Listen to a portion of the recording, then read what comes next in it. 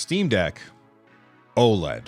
That's right. Valve is going to be shipping the Steam Deck with an OLED display. And if you go back to when the Steam Deck first launched, a lot of people had the same critique of Valve's handheld PC, and that's that it had kind of a crappy display.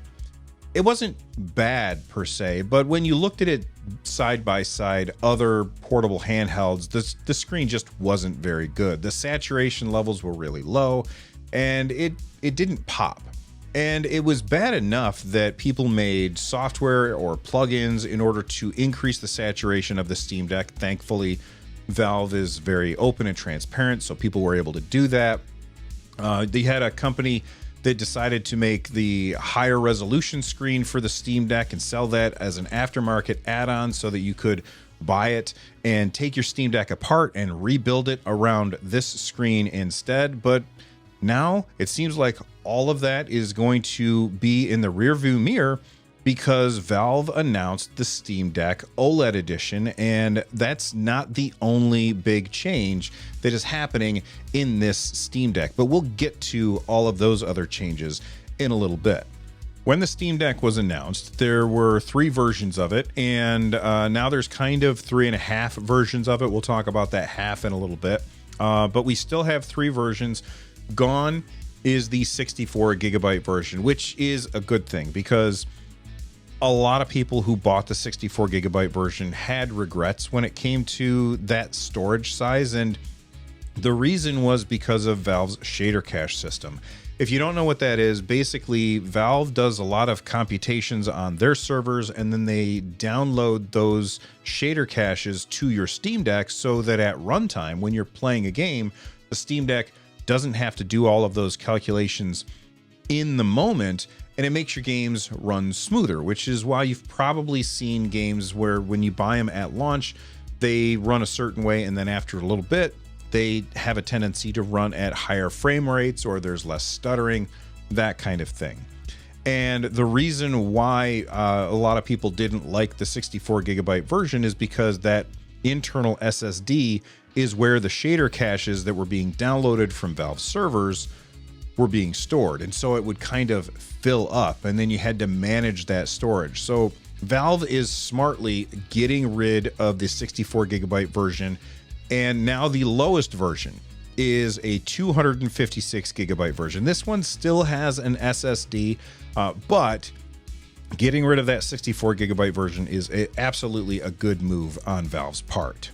I've got the stats on the screen right now, and basically the lowest tier model of the Steam Deck is what the old mid-tier range would be. So if, on launch day of the original one, if you bought the middle version, this is the one that is now going to be the cheapest version, which is why it is labeled price drop, because now that is all the way down to $400, which is a ridiculously good deal.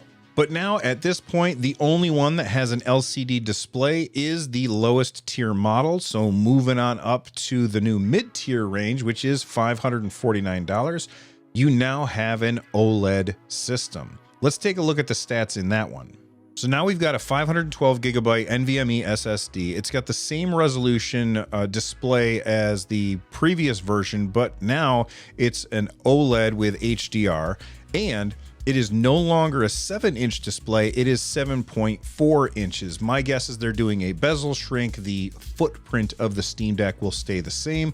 I'm sure aftermarket case manufacturers and like skin makers are going to be super happy about that. But now there's going to be less bezel, which is fantastic news. Now, the lowest tier Steam Deck has a 7nm APU, and this one has a 6nm APU, which is definitely going to be an improvement. I don't know how big of an improvement that is going to be. I'm going to leave the benchmarks and stuff like that to more technical channels like the Fox, so make sure that you subscribe to him because that kind of stuff is just outside of my wheelhouse. But it has a better APU. This one has Wi-Fi 6E, so if you have the right router in your house, you're going to see better downloads and better streaming if you're utilizing that on your Steam Deck, so that's pretty fantastic news. It has a 50 watt-hour battery, so this is now, of the 3 big devices out there, the Steam Deck, the Lenovo Legion Go, and the Asus ROG Ally, the Steam Deck, this version of the Steam Deck now has the biggest battery out of all of them, which is huge, huge news. I think that this is really fantastic news, and I am hyped for it. They are predicting that it's going to have somewhere between 3 to 12 hours of gameplay, which is content dependent. So, you know, depending on what game you're playing, how long your battery is going to last. But with them saying 3 hours is like the low end, I think that that's absolutely fantastic news. And you're going to be playing like streaming games for like, I don't know, like 10 hours or something on this thing, because it takes almost no battery to stream games from your PC or any other cloud service out there, which is great, great news. It's got a 45-watt power supply with a cable that is 1 meter longer than the old one. It comes with a carrying case and, of course, some digital goodies. Let's move on to the higher-end system. The higher-end system has a terabyte SSD, and it also has the anti-glare etched glass. Now, I have used both the regular glass of the Steam Deck and the anti-etched glass of the Steam Deck. In my opinion, the non-anti-glare glass on the mid-tier and lower tier of the older Steam Decks, the colors popped more, but they had way more reflections to fight against if you're using them outside or in a bright environment. I don't know. I feel like because we're switching over to OLED, that the advantage that you had on the on the non-etched glass of having slightly richer colors, I feel like that's going to vanish because it's going to be OLED, and the colors are just going to look absolutely fantastic. You're going to get really, really inky blacks, and it's going to look real good. So I feel like the right move here is to go with that etched glass, because the etched glass looked fantastic, or still looks fantastic on my personal Steam Deck. Everything else about that is exactly the same as the previous version. So really what you're paying for, just like with the old model, is you're paying for the etched glass and the better storage, or the bigger storage. So if the glass is not super important to you, and you're willing to open up your Steam Deck and replace the drive yourself if you want something bigger, then I do think that the mid-tier range is the way to go. When can you order these things? Well, you can order them available November 16th at 10 a.m. Pacific. Now, I just want to let everybody know that when the Steam Deck pre-orders went live the first time around, that was a nightmare scenario. I was actually live at the time. I was streaming Zelda here on my YouTube channel, and I was like, well, you know what? I'm going to order the Steam Deck while I'm doing this. Just give me a second, everybody. I'm going to order the Steam Deck.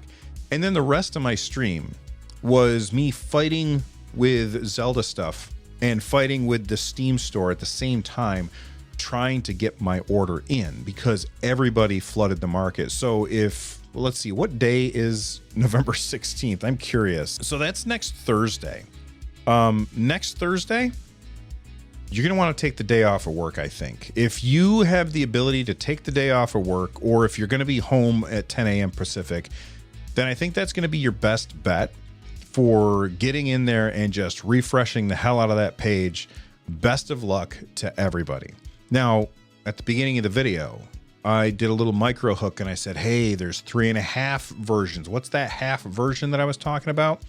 They have a limited edition Steam Deck. This is very, very exciting. They say, introducing the limited edition Steam Deck OLED, a different colorway for the 1 terabyte Steam Deck OLED. Quantities are limited and only available in the United States and Canada. So I apologize to, my international viewers. Nothing we can do about that. This is only for us here in the States or Canada. And what it looks like is a semi-transparent, let me grab my Steam Deck right now, a semi-transparent case like this one, all right? Semi-transparent case on the Steam Deck. And it has like a red grill underneath the semi-transparent case with some red grills up here as well. It looks really good, and it's got a red power button. I love the accents for this thing, and I want it so so very badly. Now, maybe you're somebody who doesn't care about OLED and you're just like, you know what? I bet you the LCD is fine. And gotta be honest, it is. I love the Steam Deck. It's great. Is the screen the best? Absolutely not. But there's nothing wrong with it. It's just not the best. So if that's not going to deter you, then there's two models that are a ridiculous deal right now.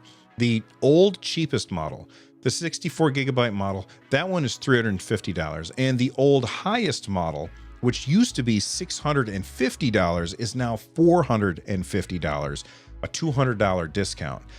So if you don't feel comfortable opening up your Steam Deck, buying an M.2 drive, which I have affiliate links down below if you want to pick up one that'll definitely work with your Steam Deck. If you don't feel comfortable doing that, then get the old highest version if you want an LCD version. And you can get that for $450. Ridiculous deal. If you do feel like, you know what, I can handle a couple of screws in installing my operating system, then you can get the 64 gigabyte version for $350 and buy an aftermarket 2230 SSD. It's really, really easy to do. And I say that as somebody who doesn't usually do this kind of thing. But if you were to ask me, not having had hands on the OLED version yet, which would I recommend? I would recommend skipping the LCD version in almost every single case and going for the OLED version, because the screen is going to be demonstrably better. And that's something that you like. The difference in price isn't that big. What do you guys think about this this update? Does this change how you feel about, you know, things like the ROG Ally or the Lenovo Legion Go, which is out of my reach right now? It's back behind me. Does it change which device you're considering picking up? I gotta say that the Lenovo Legion Go completely killed my interest in my ROG Ally. It absolutely did. But, and this is a big but, the Steam Deck OLED edition might make me care a whole lot less about that Legion Go. So I want to know what you all think in the comment section down below. If you enjoyed this video, you're probably going to enjoy this video right here. And as soon as I get my hands on the Steam Deck OLED, expect a video very, very soon. So make sure you subscribe for that. From the Nerd Nest, I'm Bill. Stay rad, everybody.